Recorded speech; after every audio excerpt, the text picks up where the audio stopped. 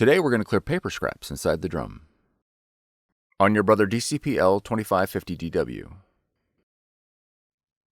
Before working on your Brother machine, please allow it to run for 10 minutes to allow the fan to cool the internal parts. Open the front cover. Remove the drum and toner assembly and place it onto clean flat surface. Placing scrap paper under your drum and toner is recommended. Next, remove the toner cartridge from the drum unit by pressing the green lock lever. Carefully examine the drum for obstructions, such as labels, tape, or ripped paper. Remove any obstructions found. Be careful not to touch the drum rollers during this process, as this can cause print quality problems.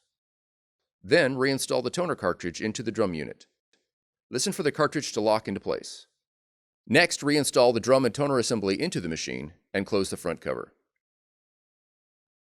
For more tutorials, FAQs, and videos, visit us at www.brother-usa.com.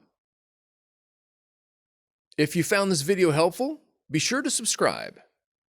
Thank you for choosing Brother.